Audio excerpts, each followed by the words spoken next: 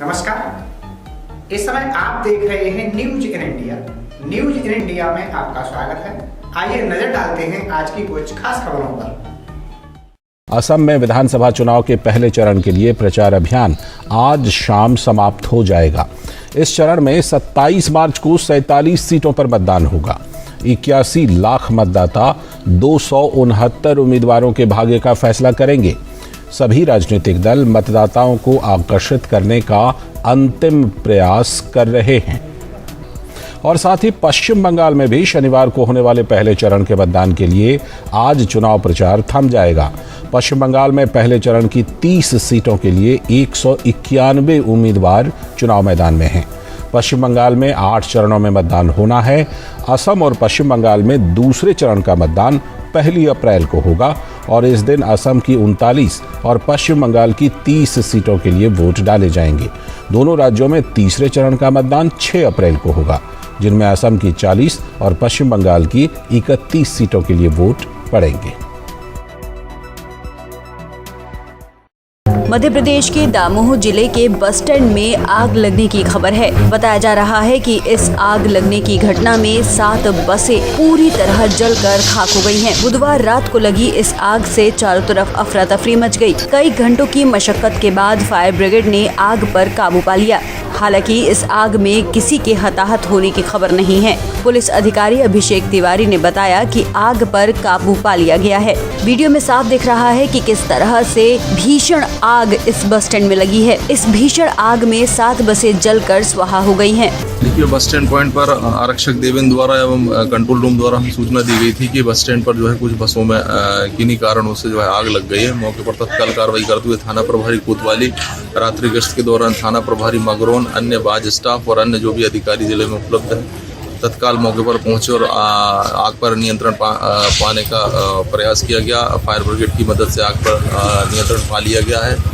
फिलहाल किसी भी व्यक्ति के हानि होने की कोई सूचना नहीं मिली है। तलाश जारी है। सर, कितनी गाड़ी मिली? लगभग 7 बसें हैं जिन पर आग की सूचना थी और सभी पर जो है वो काबू पा लिया गया है। सर, कारण स्पष्ट हो पाया कैसे? कारण अभी तक स्पष्ट नहीं हो पाया। इसकी जांच की जाएगी और आगे जो भी है वैधानिक कार्रवाई की जाएगी। और 4 राज्यों और 1 केंद्र शासित प्रदेश में हो रहे विधानसभा चुनावों को देखते हुए राजनीतिक दलों ने अपने अपने चुनाव प्रचार तेज कर दिए हैं। पश्चिम बंगाल और असम में पहले चरण का मतदान 27 मार्च को होगा। प्रधानमंत्री नरेंद्र मोदी ने भाजपा के पक्ष में कल पश्चिम बंगाल और असम में चुनाव प्रचार किए। किन मुद्दों को प्रधानमंत्री ने मतदाताओं के सामने रखा? पश्चिम बंगाल में पहले चरण के लिए 27 मार्च को वोट डाले जाएंगे। इससे पहले सभी राजनीतिक दलों ने राज्य में अपने चुनाव प्रचार अभियान को तेज कर दिया है। प्रधानमंत्री नरेंद्र मोदी बुधवार को अधिकारी परिवार के गढ़ मिदनापुर जिले के कांथी में जनसभा को संबोधित करने पहुंचे। प्रधानमंत्री ने रैली में ममता बनर्जी और टीएमसी पर जमकर हमला बोला। प्रधानमंत्री ने कहा कि आज बंगाल के कोने कोने से एक ही आवाज आ रही है, 2 मई दीदी जाच्छे और आसोल परिवर्तन आच्छे, यानी 2 मई दीदी गई और असली परिवर्तन आ रहा है। प्रधानमंत्री ने राज्य में भाजपा के संकल्प को दोहराते हुए कहा कि बीजेपी राज्य में हर स्कीम को स्कैम मुक्त करेगी, कट कमीशन पर रोक लगाएगी। प्रधानमंत्री नरेंद्र मोदी बुधवार को चुनाव प्रचार के लिए असम भी पहुंचे। लखीमपुर जिले के बिहपुरिया में एक चुनावी जनसभा को संबोधित करते हुए प्रधानमंत्री ने कांग्रेस AIUDF गठबंधन को निशाने पर लिया। उन्होंने कहा कि कांग्रेस का हाथ आज ऐसे लोगों के साथ है जिसका आधार है असम की पहचान को तबाह करना। प्रधानमंत्री ने राज्य के मंगलदोई जिले के सीपाझार में भी एक चुनावी रैली को संबोधित किया। गौरतलब है कि पश्चिम बंगाल में कुल 294 विधानसभा सीटों के लिए 8 चरणों में, जबकि असम की 126 विधानसभा सीटों के लिए 3 चरणों में वोट डाले जाएंगे। पश्चिम बंगाल में पहले चरण में राज्य की 30 सीटों और असम में पहले चरण में राज्य की 47 सीटों पर 27 मार्च को वोटिंग है। यहाँ केंद्र सरकार ने जो राहत भेजी थी वो भाईपो विंडो में फंस गई। दीदी, ओ दीदी,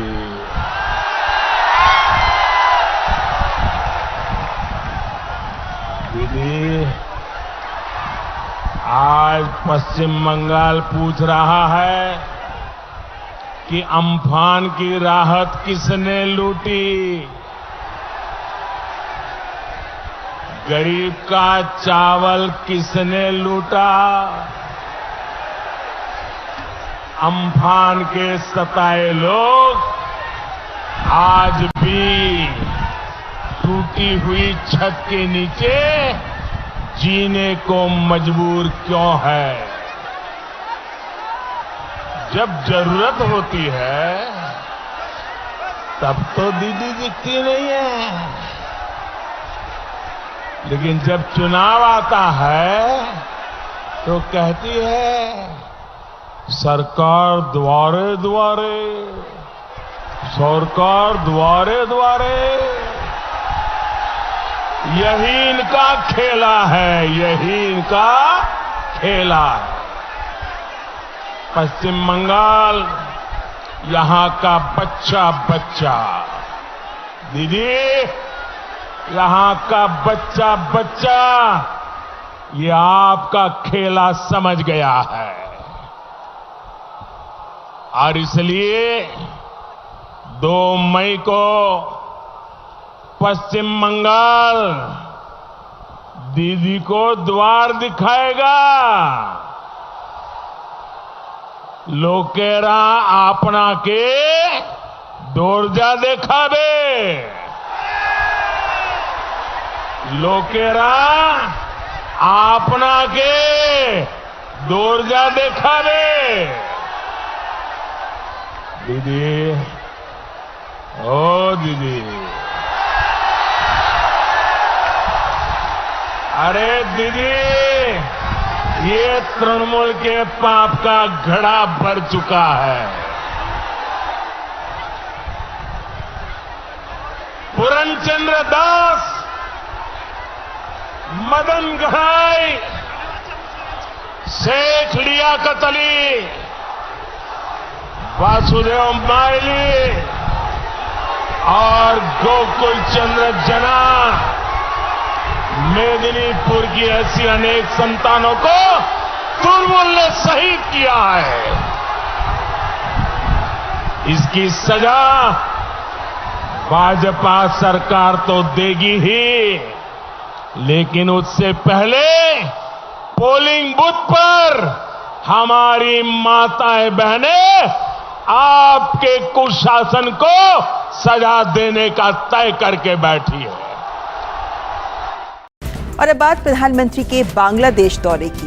भारत और बांग्लादेश के संबंधों को नए आयाम मिलेंगे जब प्रधानमंत्री नरेंद्र मोदी कल यानी 26 और 27 मार्च को बांग्लादेश का दौरा करेंगे। कई मायनों में ऐतिहासिक होगी ये यात्रा। सराबोर होगा, दोस्ती का ये रंग और गाढ़ा और पक्का होगा, तो साथ ही संबंधों में नई ऊर्जा और नई रफ्तार भी दिखेगी। भारत और बांग्लादेश के बीच राजनयिक संबंधों की स्थापना के 50 वर्ष पूरे होने पर भारत और बांग्लादेश की दोस्ती के एक और स्वर्णिम अध्याय की शुरुआत हो रही है।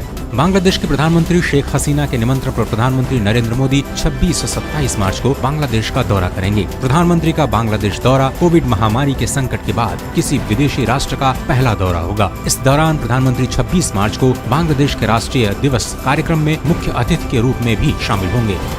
पीएम मोदी के कार्यक्रम में प्रधानमंत्री शेख हसीना के साथ द्विपक्षीय वार्ता के अलावा बांग्लादेश के राष्ट्रपति मोहम्मद अब्दुल हामिद, बांग्लादेश के विदेश मंत्री डॉक्टर AK अब्दुल मोमेन के साथ मुलाकात भी शामिल है। प्रधानमंत्री के दौरे में दोनों देशों के बीच कई समझौतों पर हस्ताक्षर भी होंगे। विदेश सचिव हर्षवर्धन श्रृंगला के मुताबिक जिन क्षेत्रों में हस्ताक्षर होंगे उनमें व्यापार, सांस्कृतिक सहयोग, स्वास्थ्य, रेलवे और नए क्षेत्रों में सहयोग अहम है। दोनों देशों में हाल के दौर में संबंध काफी बेहतरीन रहे हैं और विदेश सचिव ने इसे संबंधों का स्वर्ण युग करार दिया। इससे पहले अक्टूबर 2019 में शेख हसीना भारत के दौरे पर आई थीं और तब दोनों देशों के बीच कई समझौतों के साथ ही 3 परियोजनाओं की शुरुआत की गई थी, जिसमें गैस परियोजना अहम है। पीएम का ये दौरा भारत की बांग्लादेश से जुड़ी प्राथमिकता को भी दिखाता है। ये दौरा 3 युगांतरकारी घटनाओं, मुजीब बोरशो यानी शेख मुजीबुर रहमान की जन्म शताब्दी, भारत और बांग्लादेश के बीच राजनयिक संबंधों की स्थापना के 50 वर्ष और बांग्लादेश की स्वतंत्रता के लिए युद्ध के 50 वर्ष के स्मरणोत्सव से भी सीधा संबंध रखता है। Our relationship with Bangladesh has attained historic heights in strong political and people-to-people ties. This has facilitated a partnership marked by conversations and discussions in candor, friendship and comfort. Under the leadership of Prime Minister Modi and Prime Minister Sheikh Hasina, our two countries have made remarkable progress in all areas, fully justifying this era being referred to as a Shonali Adhyay or a golden era in our relationship. Prime Minister Modi is looking forward to his visit and interacting with the leadership of and people of Bangladesh. Shikohabad के मोहल्ला समूहनगर में पानी की टंकी है जो कि चारों ओर से खुली होने के कारण स्थानीय लोगों ने उस पर अतिक्रमण कर रखा है। अतिक्रमण से मुक्त कराने के लिए नगर पालिका में एक टेंडर जारी हुआ जिसमें 15वें वित्त आयोग से पानी की टंकी पर मिट्टी का भराव, चार दीवारी, बैठने के लिए ब्रेंच, पक्का फर्श और उसके जीर्णोद्धार के लिए 12,07,000 रुपये का टेंडर पास हुआ। उसके बाद उसके काम का ठेका सूरजपाल सिंह को दे दिया गया। चार दीवारी हो ही रही थी कि मोहल्ले के लोगों ने ये कहकर काम रुकवा दिया कि नगर पालिका सभासद इस पर दुकानों का निर्माण कराना चाहते हैं, जो कि सरासर गलत है। मैं इस नगर का वासी हूँ और मेरा नाम सुमित यादव है। यहाँ कुछ अराजक तत्व और सभासद की मिलीभगत और अधिकारियों की मिलीभगत से यहाँ पार्क का प्रस्ताव हुआ है, पर उसमें कुछ अराजक तत्व यहाँ दुकानें बनवाने की कोशिश कर रहे थे। तो उस पर मैंने उसकी मांग उठाई है कि यहाँ सबको दुकानों से अराजक तत्वों को फ़ायदा होगा और पार्क से सभी नगरवासियों को फ़ायदा होगा। दुकानों को कैसे पता चला कि दुकानें बनवाएंगे? यहाँ गुप्तगू कुछ लोग उनके भी होते हैं, वो हमें बस जानकारी दे देते हैं कि यहाँ दुकानें बन रही तो उस पर रोक लगाएं। लेकिन दुकानों का तो कोई नाम निशान नहीं है। अगर नहीं, नाम निशान नहीं है। ये आगे बाउंड्री टुरवाई थी, यहाँ दुकानें बनवाने की कोशिश कर रहे थे, पर उस पर हमने रोक लगा दी है। सभी अधिकारियों को अवगत कराया है। मैं खुद व्यक्तिगत मिला था सभी अधिकारियों से और उनको सभी को बताया है मैंने, तो इसलिए अभी रोक लगा दी है। और इसमें पार्क निर्माण का ही कार्य चलेगा होली के बाद। अभी बंद कर दिया गया है। यहाँ रोज़ाना काम चल रहा था, अभी मैंने बंद करा दिया गया है। उसके बाद होली के बाद अभी छुट्टियाँ हो गई हैं उनकी, वो भी चलेंगे ठेकेदार। तो होली के बाद फिर यहाँ पार्क निर्माण का ही कार्य चलेगा। दुकानों का कोई प्रस्ताव नहीं है तो दुकानें नहीं बन सकती। मैं व्यक्तिगत सभी अधिकारियों से मिला था। हालांकि इसके बाद हमने सभासद प्रतिनिधि रॉकी यादव से बात की तो उन्होंने कहा कि ये सारी अफवाहें गलत हैं। मेरी माताजी वार्ड नंबर 24 से सभासद हैं। सुधा यादव नाम है उनका। मैं उनका बेटा हूँ रॉकी यादव, उनका प्रतिनिधि हूँ। तो मेरे वार्ड में जो कार्य चल रहा है वार्ड नंबर 24 में पानी की टंकी पे, उसका प्रस्ताव बाउंड्री वॉल, बैठने की जगह और पार्क का है। और इसमें कोई दुकानों का कोई मामला नहीं है, ना ही कोई प्रस्ताव है। कुछ लोग मनगढ़ंत कहानियाँ बना के मुझे बदनाम कर रहे हैं। ऐसा कोई मामला नहीं है। आप जाके नगर पालिका ईओ साहब से बात कर सकते हैं या उच्च अधिकारी से भी बात कर सकते हैं। ऐसा कोई मामला नहीं है।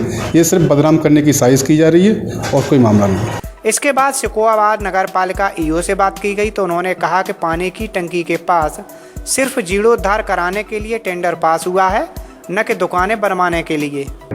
नहीं, ये बिल्कुल बेबुनियाद है। वहाँ पर पार्क का तो पहली बार निर्माण हो ही नहीं रहा है।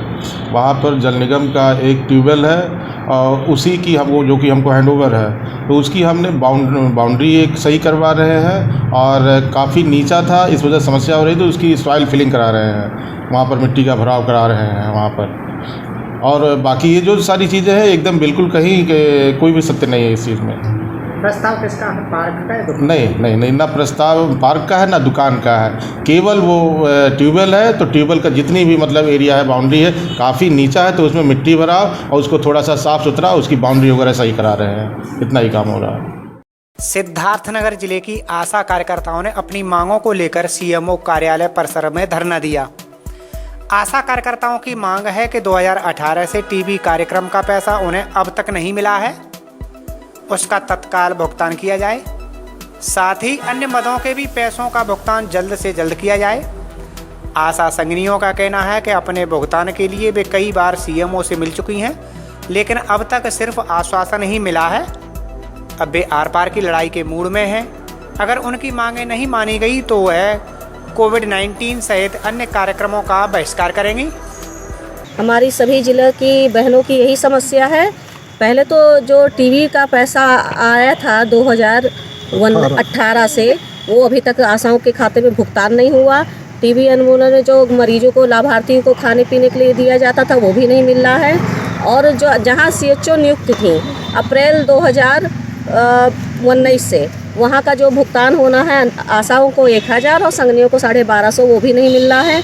और 750 जो पिछले 2019 से अप्रैल 2019 से मार्च का जो पैसा था साल भर का, वो भी किसी आशाओं को खाते में नहीं गया है, ना संगनी के खाते में गया है, ना आशाओं के खाते में गया। तो अब आप लोगों ने इसकी शिकायत की उच्च अधिकारियों से? सारी शिकायतें उनको बताई गई हैं। इससे पहले भी हमारा धरना था, उसके CMO जी को और जिलाधिकारी महोदय को के माध्यम से हमने सभी सूचना दिया गया था आशाओं के माध्यम से, मगर अभी तक कोई, उन्होंने आश्वासन दिया था जब CMO साहब नए यहाँ पे नियुक्त हुए थे तब भी हम लोग आए थे, उन्होंने आश्वासन। अब क्या करेंगी आगे आप लोग? अगर नहीं मिला तो हम लोग लगातार यहाँ हड़ताल करेंगे और कोरोना में जो हम लोग ने ड्यूटी किया है उसका कोई भी पालन नहीं करेंगे और हम लोग काम छोड़ के खाली यहाँ पे CMO ऑफिस पे धरना देंगे। वहीं CMO इंद्र विजय विश्वकर्मा ने कहा कि आशा कार्यकर्ताओं ने पैसा न मिलने की बात जो की है वह पूरी तरह से सही नहीं है।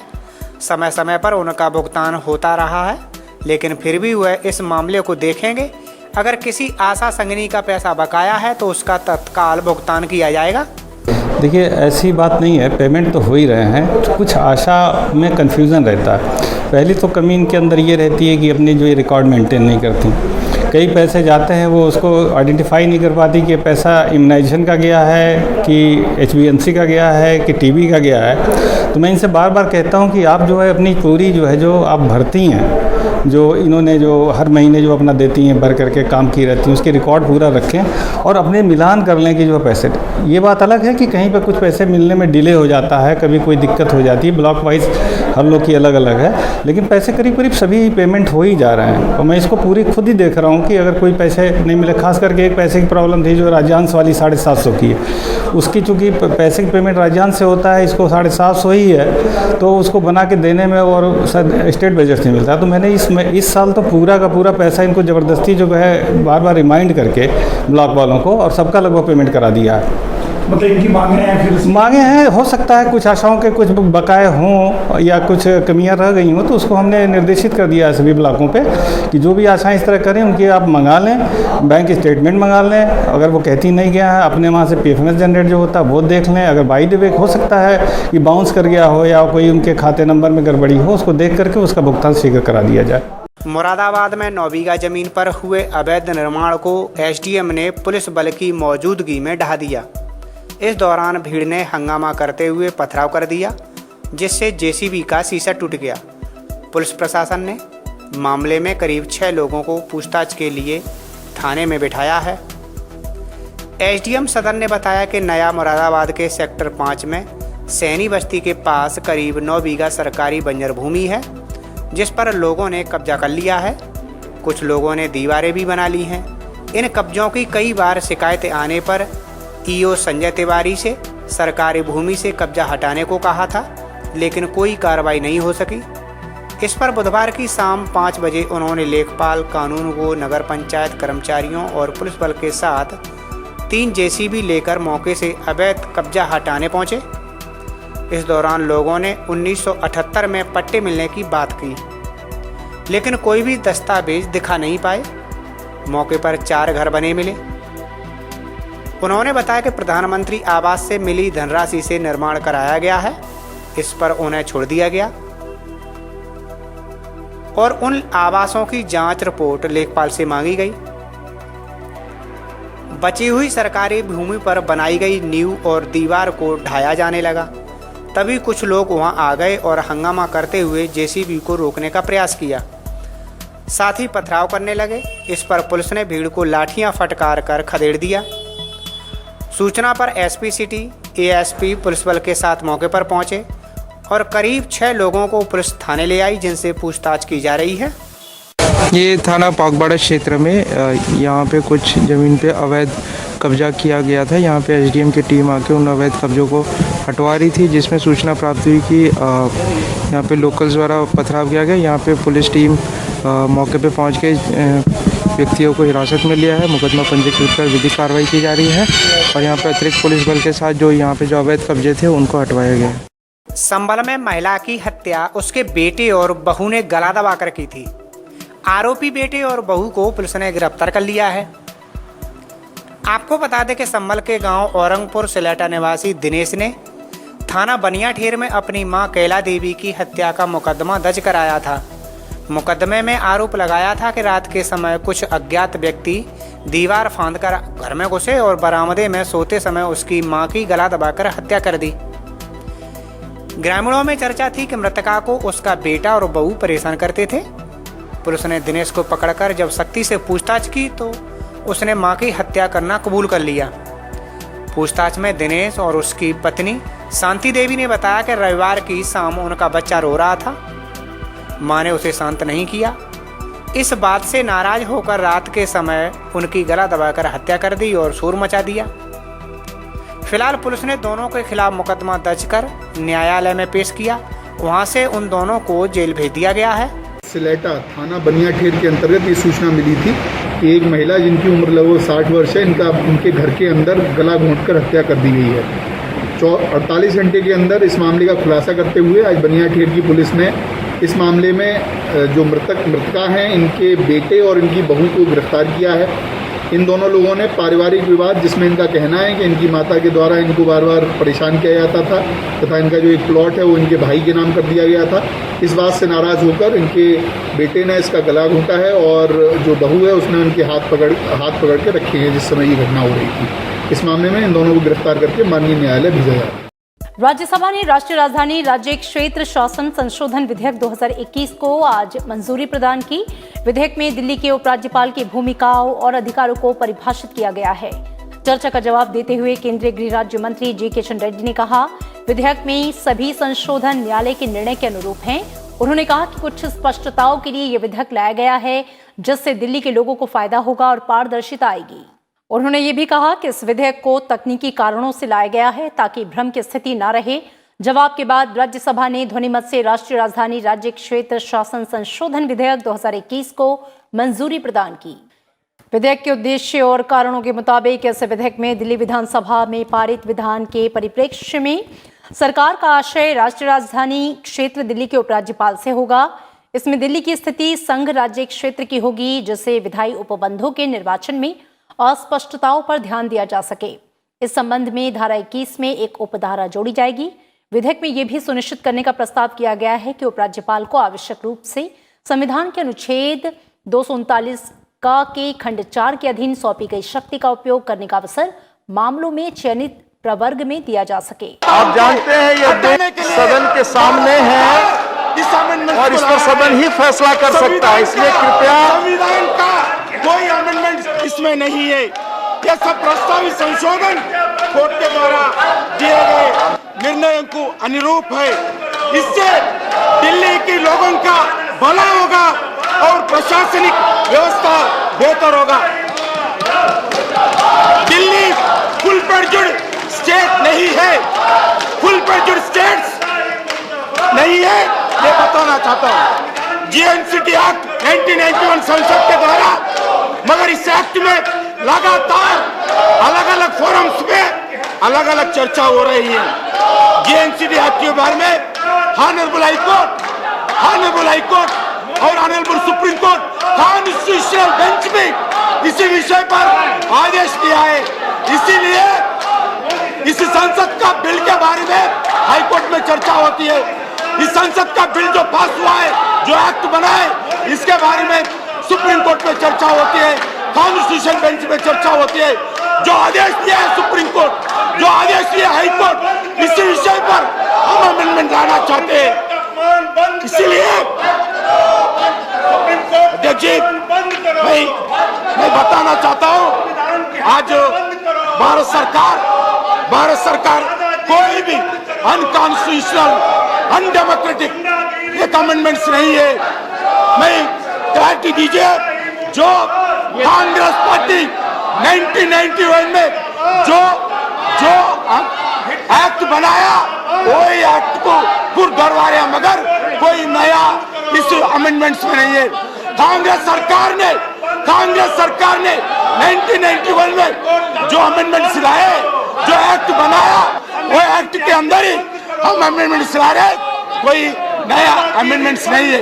इसीलिए मैं आपसे अनुरोध करना चाहता हूँ, आपसे अनुरोध करना चाहता हूँ, जो इस अमेंडमेंट्स में कोई भी नया नहीं है, जो है वही अमेंडमेंट्स कुछ जो दुविधा है वो दूर करने के लिए आज दिल्ली सरकार ठीक तरीके से चले, इसके लिए ये अमेंडमेंट्स ला रहे।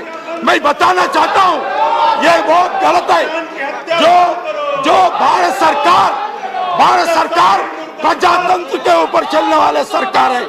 नरेंद्र मोदी सरकार डॉक्टर बाबा साहब अम्बेडकर का कॉन्स्टिट्यूशन के आधार पर चलने वाले सरकार है। और इस विधेयक पर चर्चा के दौरान विभिन्न दलों के सांसदों ने हिस्सा लिया। It is based on hard, indefeasible logic. Because make no mistake, this is the most pernicious, most unconstitutional bill which this House has ever received. And I want to make it good in a very serious way.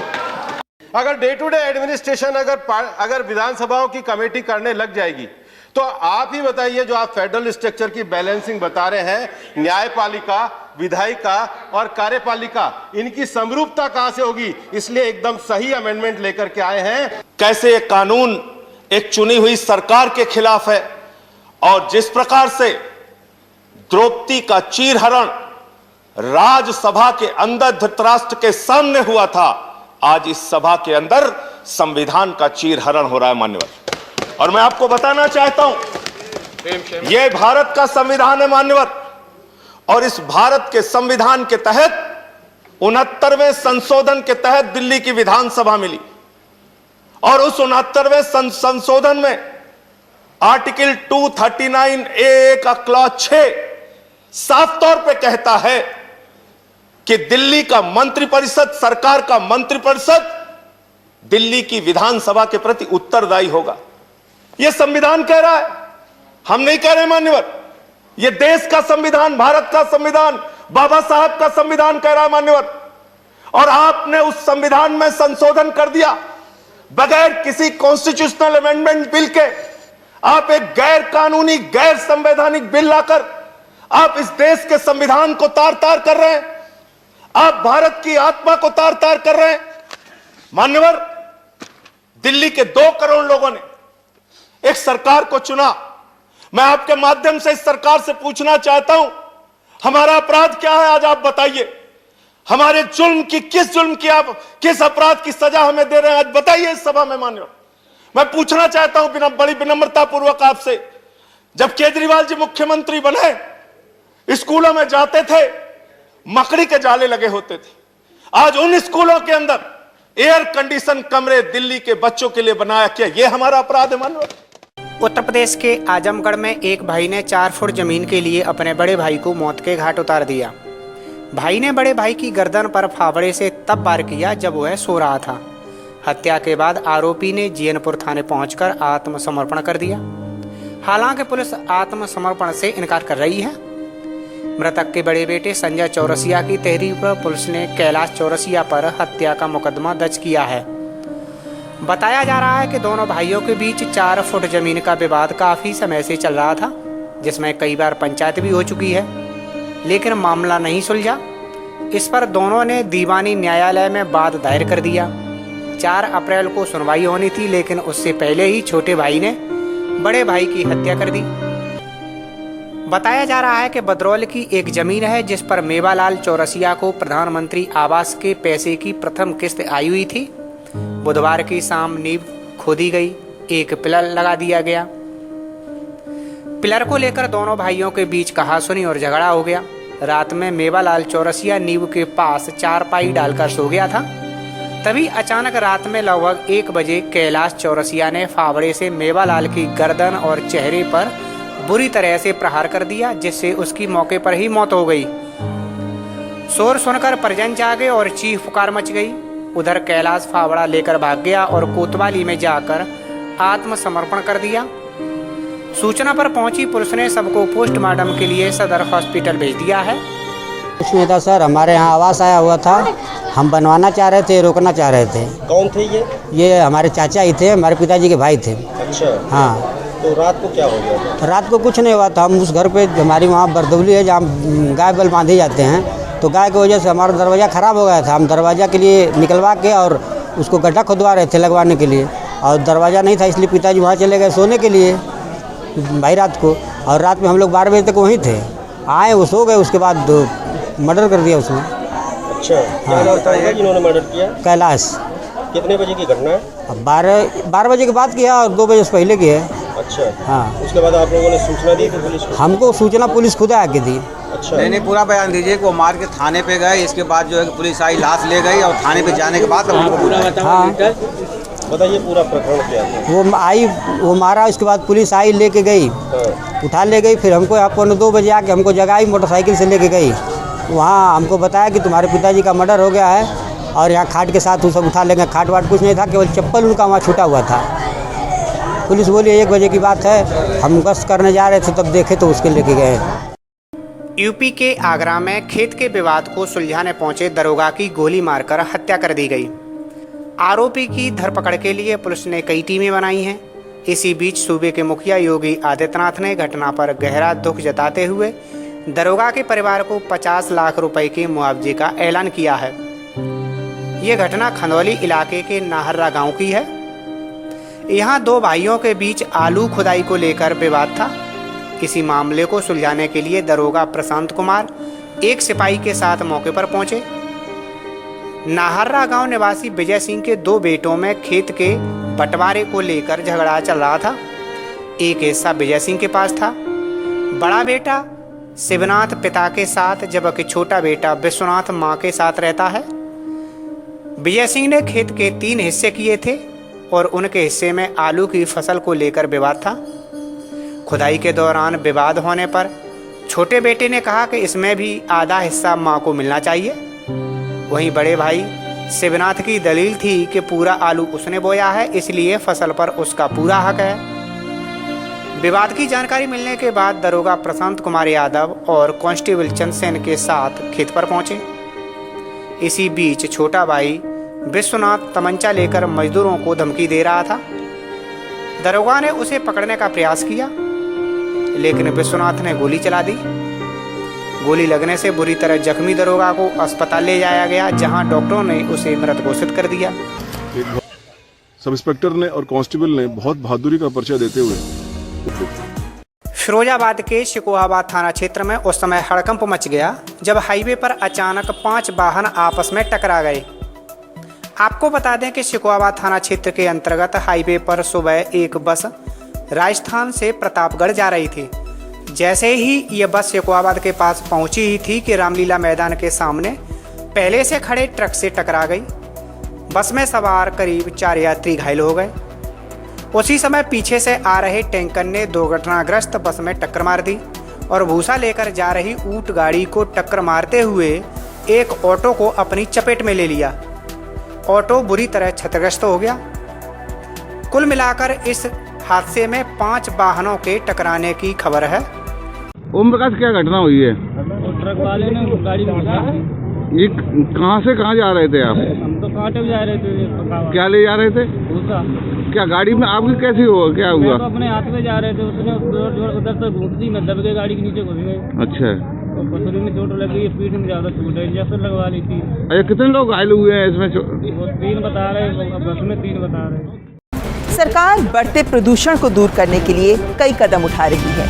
सड़क परिवहन और राजमार्ग मंत्री नितिन गडकरी ने आज लोकसभा में बताया कि सरकार वैकल्पिक ईंधन पर जोर दे रही है, जिससे प्रदूषण कम हो सके। उन्होंने कहा कि वाहनों में इस्तेमाल होने वाली लिथियम आयन बैटरी के दाम कम होने से आने वाले 2 सालों में इलेक्ट्रिक वाहन के दाम काफी कम हो जाएंगे। और साथ ही नितिन गडकरी ने कहा कि सरकार डीजल बसों को सीएनजी में कन्वर्ट कराने पर भी सहानुभूतिपूर्वक विचार करेगी। और परिवहन मंत्री ने आज लोकसभा में यह भी बताया कि सरकार दिल्ली और मुंबई के बीच 1300 किलोमीटर लंबे ई हाईवे को बनाने पर भी काम कर रही है, जिससे परिचालन की लागत में 70% की कमी आएगी। पिछले साल हमारा 24,000 करोड़ इनकम था टोल का, और इस साल कोविड और ये सब आंदोलन देखते हुए हमें लगा कि 10,000 करोड़ कम होगा। वो 14,000 करोड़ पर आएगा। पर हमने आप सबके सहयोग से फास्ट ट्रैक लागू किया। ये 93% फास्ट ट्रैक अभी लोगों ने ले लिया है। ये जो जयपुर में जाने वाला कौन सा नाका है, वो जो टोल नाका इम्पोर्टेंट खोला, कहीं कुछ तो भी नाम है, यहाँ दिल्ली से लगकर वहाँ बड़े आधा घंटा लोग रुकते थे। मानेसर के आगे वो खिड़की टोला, वहाँ आधा घंटा लोग रुकते थे। आप कहीं भी, अब हमारे पास ऐसी सिस्टम है कि मैं कौन से टोल नाके पर आपको कितना मिनट कौन रुका, इसका 1 मिनट में जवाब दे सकता हूँ। हमने सॉफ्टवेयर डेवलप किया है, चेयरमैन NHAI मॉनिटर करते हैं, मैं मॉनिटर करता हूँ, और मुझे खुशी है कि हमने 3 मिनट के ऊपर कई समय नहीं लग रहा, पूरी तरह फास्ट ट्रैक हो। ये ईज़ ऑफ बिजनेस। दूसरा, स्पीकर महोदय, अब हमारा टोल इनकम कम होने के बजाय ये कोविड और शेतकरी आंदोलन, किसान आंदोलन होने के बाद में भी हम 10,000 करोड़ इनकम भी बढ़ा है, हमारा 34,000 करोड़ इनकम हुआ। और अभी ये जो फास्ट ट्रैक थे, इसको भी अब 93% हुआ है। 7% कुछ राज्यों में लोग डबल दे रहे पर फास्ट ट्रैक यूज़ नहीं कर रहे।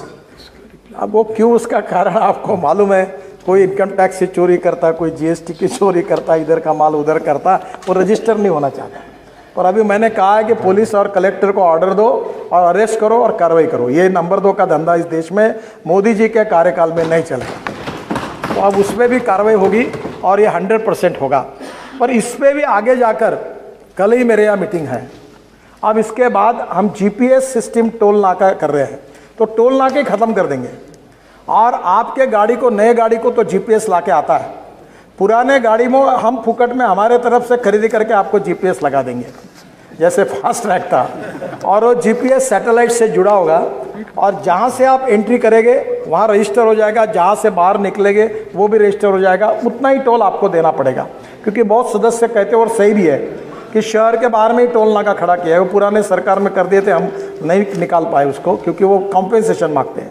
तो अब वो भी बीमारी चली जाएगी और पूरी तरह से ट्रैफिक ट्रांसपेरेंट हो जाएगा और सिस्टम होगी। जब एक सम्मान्य सदस्य ने एक बात बताई थी जमशेदपुर की, तो हम लोग, स्पीकर महोदय, अभी हम लोग नई सिस्टम कर रहे हैं चेन्नई में और पूना में। तो उसी के आधार पर एक अच्छे डिज़ाइनर को मैंने कहा है कि पहले नीचे में रोड होगा 6 लेन या 8 लेन, उसके ऊपर में फ्लाईओवर होगा, और फ्लाईओवर के ऊपर और एक फ्लाईओवर होगा, और उसके ऊपर एक मास रैपिड ट्रांसपोर्ट इलेक्ट्रिक पर चलेगी। ऐसी चेन्नई और पूना के लिए डिज़ाइन किया है। जमशेदपुर के लिए भी हमने नीचे में रोड, ऊपर में फ्लाईओवर और उसके ऊपर में और एक फ्लाईओवर, क्योंकि उनका PCOs काफ़ी ज़्यादा है। और शेखावत जी की कॉन्स्टिट्यूंसी में भी इसका एक डिज़ाइन ऐसा कर रहा है। तो अब आने वाले, अभी केवल बिल्डिंग नहीं बनेगी, तो अब फ्लाईओवर भी डबल डेकर 3 लेयर के बनेंगे, जो निश्चित रूप से फायदा। तो हमारे यहाँ नागपुर में रोड के ऊपर फ्लाईओवर और फ्लाईओवर के ऊपर मेट्रो, ये देश का पहला डिज़ाइन हुआ, जो काफ़ी लोग देखते हैं और काफ़ी लोगों ने पसंद किया। हम अभी इसमें काम करेंगे। वहीं उत्तर प्रदेश के मुख्यमंत्री योगी आदित्यनाथ ने पश्चिम बंगाल के सागर में एक चुनावी रैली को संबोधित करते हुए ममता बनर्जी सरकार पर जमकर हमला बोला है। उन्होंने कहा कि बंगाल कभी भारत का समृद्ध और औद्योगिक राज्य माना जाता था, लेकिन पहले कांग्रेस और फिर वाम दलों और आज TMC ने बंगाल के उद्योगों को नष्ट करके यहाँ नौजवानों को बेरोजगार कर दिया है। कांग्रेस, कम्युनिस्ट और तृणमूल कांग्रेस बंगाल को कहां लेकर के चले गए हैं। आज बंगाल में व्यापक भ्रष्टाचार है, आज बंगाल में अराजकता है, आज बंगाल में गरीबी है, आज बंगाल में विकास कहीं भी नजर नहीं आता है। भाइयों बहनों, मुझे बताया गया ये पश्चिमी मेदिनीपुर का ये क्षेत्र कृषि बाहुल्य क्षेत्र है, और कृषि बाहुल्य क्षेत्र में आलू उत्पादन करने का कार्य यहां का किसान करता है। लेकिन 10 वर्षों से तृणमूल कांग्रेस की सरकार है, इस सरकार ने अपनी ओर से तो कोई प्रयास नहीं किया, लेकिन केंद्र में मोदी जी के नेतृत्व की भारतीय जनता पार्टी की सरकार ने जब मेदिनीपुर में खाद्य प्रसंस्करण के एक यूनिट आलू के बारे में लगाने की कार्रवाई प्रारंभ की और आलू उत्पादक किसानों के आलू को यहां से एक्सपोर्ट करने की व्यवस्था दी, तो तृणमूल कांग्रेस की सरकार उसमें आड़े आ गई, उसने ये काम नहीं होने दिया। आज बंगाल में उद्योग नहीं, टीएमसी के भ्रष्टाचार का उद्योग फल फूल रहा है। 10 वर्षों से तृणमूल कांग्रेस की सरकार बंगाल में है, लेकिन भाइयों बहनों, बंगाल की बदहाली को, बंगाल की गरीबी को दूर नहीं कर पाई। 10 वर्षों में इस तृणमूल कांग्रेस की दीदी की सरकार ने, ममता दीदी की सरकार ने बंगाल में कोई उद्योग नहीं लगने दिया।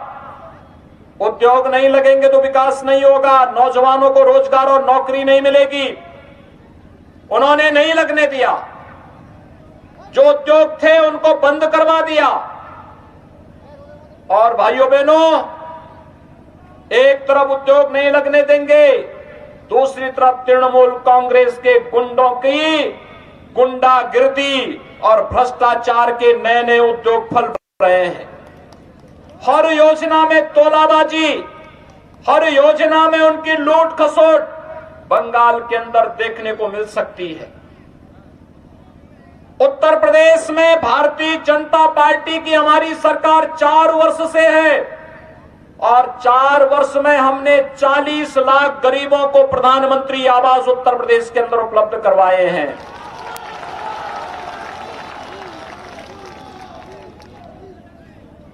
एक 1,38,00,000 गरीबों को निःशुल्क विद्युत के कनेक्शन उपलब्ध करवाए हैं। 2,62,00,000 गरीबों को एक शौचालय उपलब्ध करवाया है। 6 करोड़ गरीबों को आयुष्मान भारत में 5 लाख रुपए की निःशुल्क स्वास्थ्य बीमा का कवर दिलाया है।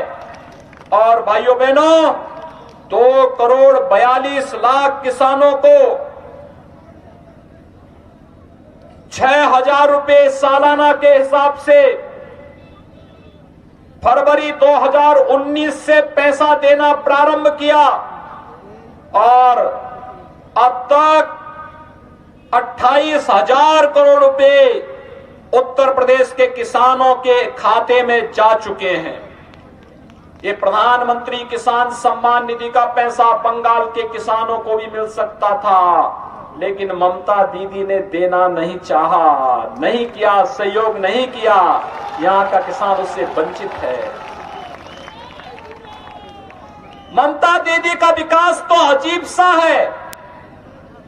वे यहां गरीबों को आवास नहीं देना चाहती, गरीबों को शौचालय नहीं देना चाहती, गरीबों को स्वास्थ्य बीमा का कवर नहीं देना चाहती, मछुआरों को आवास नहीं देना चाहती, प्रधानमंत्री किसान सम्मान निधि का लाभ किसानों को नहीं देना चाहती है। और तो और यहां पर वो रेलवे लाइन नहीं बिछने देती है, यहां पर हाईवे नहीं बनने देना चाहती है, AIIMS, IIM, IIT, medical college, इसका निर्माण नहीं होने देना चाहती है। वह केवल चाहती है, भाजपा कहती है सबका साथ सबका विकास का, और ममता दीदी कहती है कि मेरा विकास और तृणमूल का विकास हो, बाकी किसी का विकास न हो।